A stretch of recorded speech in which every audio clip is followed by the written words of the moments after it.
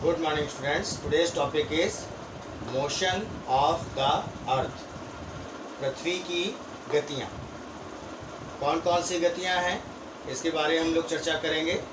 कुछ important terms हैं इसके बारे में सीखते हैं। Rotation the spinning of the earth on its axis.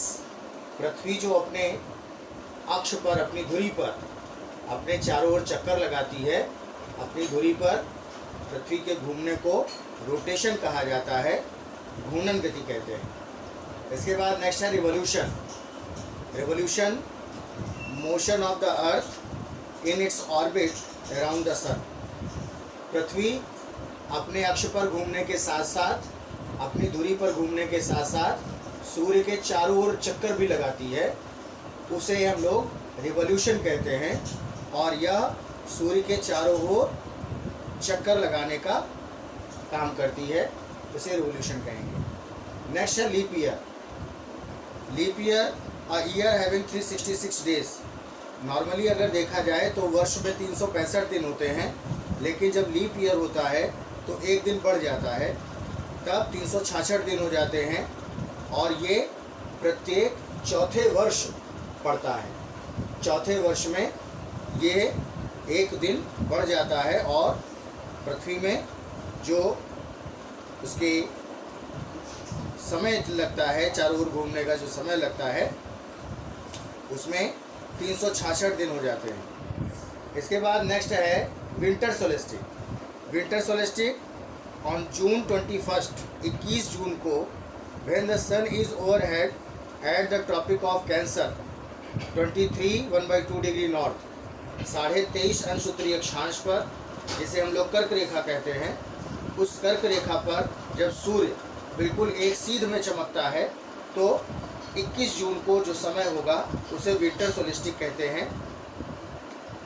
Next है समर सोलिस्टिक है ऑन दिसंबर 22 दिसंबर को when the sun is overhead at the tropic of Capricorn. ये मकर रेखा के ऊपर जो 23.5 अंश दक्षिणी अक्षांश होता है, इसके ऊपर जब चमकता है तो 22 दिसंबर को समर सोलिस्टिक माना जाता है। इसके बाद नेक्स्ट है इक्विनॉक्स माने होता है बराबर। ऑन मार्च 21 एंड सितंबर 23, सितंबर 23 और मार्च 21 को एक ऐसा समय आता है when the days and nights are equal throughout the world.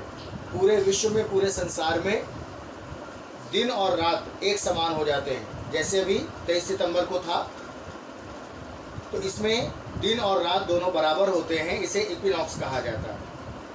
Next है inclination of the earth axis. पृथ्वी का अपनी अक्ष पर, अपनी धुरी पर 66.5 अंश का कोण बनाते हुए ये धरती के आकार पर थोड़ा सा टेढ़ी होती है। ये अपनी अक्ष पर, अपनी धुरी पर सीधी नहीं खड़ी रहती। The tilt of the earth axis at the angle of 23 degree from the perpendicular at the orbital plane, thus making an angle 66 degree with the plane of its orbit। अपने अक्ष की धुरी पर ये जो इसका परिपथ होता है वहाँ से 66.5 अंश का कोण बनाते हुए घूमती है और दूसरी तरफ से 23.5 अंश का अक्षांश बनता है। इस टेढ़े आकार को ही हम लोग inclination of the earth axis कहते हैं। पृथ्वी का अपनी धुरी पर 66.5 अंश या 23.5 अंश झुके होना ही inclination of the earth axis कहलाता है। नेक्स्ट है orbit is the elliptical path of the planets around the sun. सूर्य के चारों ओर चक्कर लगाने के लिए सभी ग्रहों का अपना एक परिपथ होता है जो अंडे के आकार का होता है, जिसे हम लोग ऑर्बिट कहते हैं। उस परिपथ को ही हम लोग, इलेक्ट्रिकल पाथ को ही हम लोग ऑर्बिट के नाम से जानते हैं। इसके बाद है एलिप्स भी यही स्थिति है।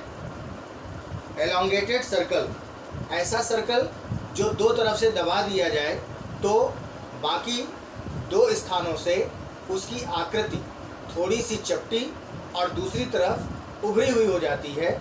ऐसे ही अंडाकार आकृति को या अंडाकार गोले को ही हम लोग एलिप्स के नाम से जानते हैं। तो ये थे कुछ टर्म्स जो मोशंस ऑफ द अर्थ में आगे हम लोग इसके विस्तार से समझेंगे, सीखेंगे। थैंक यू, धन्यवाद।